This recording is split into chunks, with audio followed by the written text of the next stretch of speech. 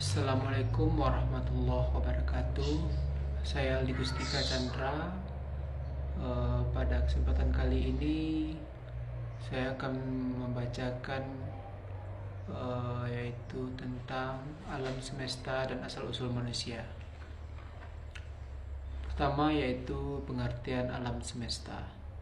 Alam adalah sesuatu selain Allah yang ada di langit dan di bumi. Alam juga didefinisikan sebagai the universe, world, condition, state of being, yang berarti alam semesta, dunia, keadaan, wujud dari negara bagian. Alam yang berarti alam semesta yang berasal dari bahasa Arab yaitu al-alam, suatu akar kata, dan ilmu al-ilmu, pengetahuan, dan al-alamah, pertanda. Disebut demikian karena jagat raya ini adalah pertanda adanya Sang Maha Pencipta yaitu Allah atau Tuhan Yang Maha Esa. Alam dalam bahasa Yunani disebut dengan kosmos yang berarti serasi.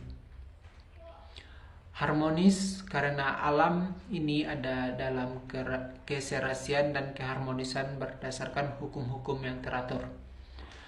Menurut Abu al-Ainain menyebut alam semesta dalam filsafat dengan istilah al-kaun yang berarti segala sesuatu yang diciptakan Allah Subhanahu wa ta'ala, yang mencakup nama segala jenis makhluk baik yang dapat dihitung maupun yang tidak dapat dideskripsikan saja. Al-Kaun sebagai makhluk Allah SWT dapat dibagi menjadi dua kategori. Yang pertama alam al-syahadah yang dapat dikenali melalui panca indera seperti langit dan bumi. Dan alam yang gaib yang hanya dapat dikenali melalui wahyu ilahi seperti alam malaikat dan jin. Di dalam Al-Quran, kata yang berkaitan dengan alam adalah kata kerja khalaqa, untuk menciptakan, dan kata benda khalaq, untuk ciptaan. Kata itu disebut sebanyak 253 kali. Menunjukkan tindakan pencipta sebagai kata kerja lebih banyak daripada pencipta sebagai kata benda. Menurut Al-Sayyibani, alam jagat atau natura ialah apapun selain dari Allah Subhanahu wa ta'ala.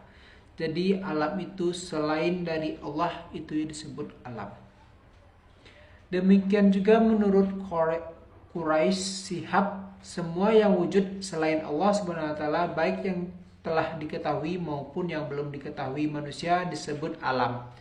Karenanya alam semesta bukan hanya langit dan bumi, tetapi meliput segala sesuatu yang ada dan berada di antara keduanya.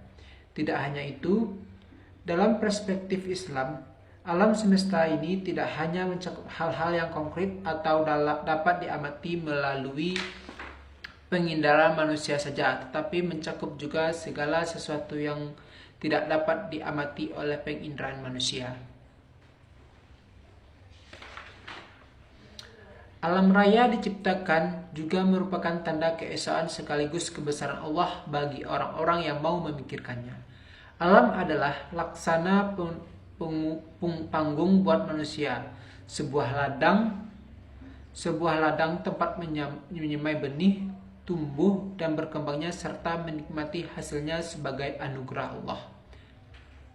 Dengan demikian, manusia harus menyadari bahwa yang pertama, alam bukan milik manusia, melainkan milik Allah Subhanahu wa ta'ala.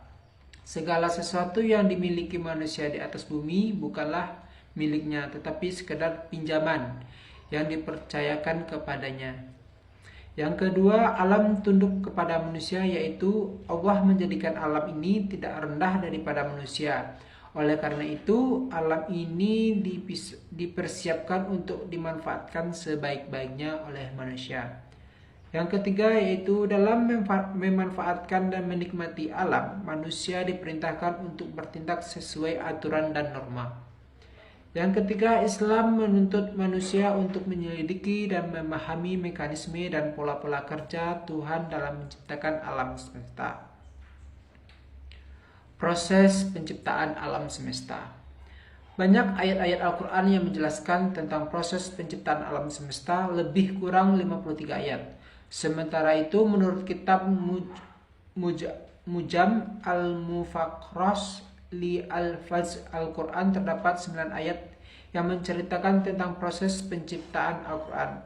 Di dalam Al-Quran ada lebih dari 750 ayat yang menunjukkan kepada fenomena alam dan manusia diminta untuk dapat memikirkannya agar dapat mengenal Tuhan lewat tanda-tandanya.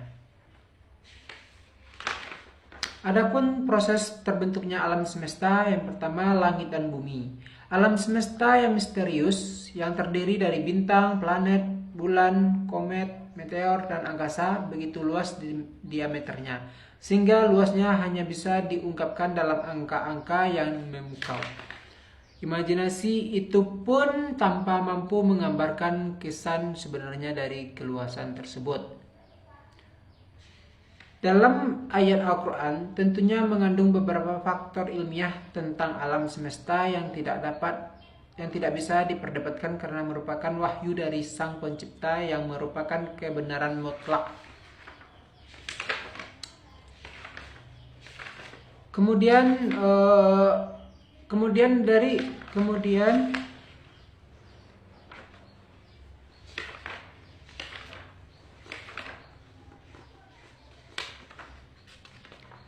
Kemudian proses kejadian manusia kedua atau Siti Hawa.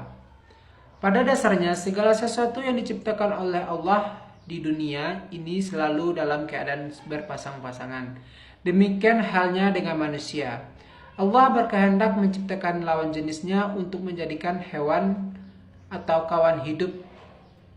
Hal ini dijelaskan oleh Allah dengan firman-Nya dalam surat Yasin ayat 36 yang artinya, Maha Suci Tuhan yang telah menciptakan berpasang-pasangan semuanya, baik dari apa yang ditumbuhkan oleh bumi dan dari diri mereka maupun dari apa yang tidak mereka ketahui. Di dalam salah satu hadis yang diriwayatkan oleh Bukhari dan Muslim dijelaskan, maka sesungguhnya perempuan itu diciptakan dari tulang rusuk Adam. Baik, hanya itu yang dapat saya sampaikan. Assalamualaikum warahmatullahi wabarakatuh.